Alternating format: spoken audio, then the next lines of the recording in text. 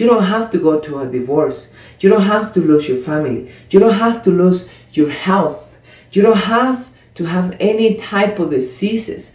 You don't have to be into pain every day. You don't have to be ashamed. You don't have to be into an airplane when you can buy 2 seats and you feel embarrassed because you're taking 2 seats and people right there don't fit anymore because you're taking that much space. You don't have to go through that pain.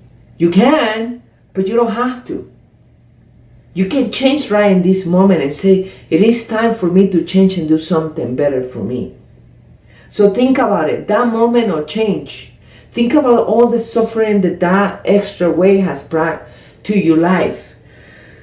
Why you feel the way you feel. Write it down, that's very powerful. Change it.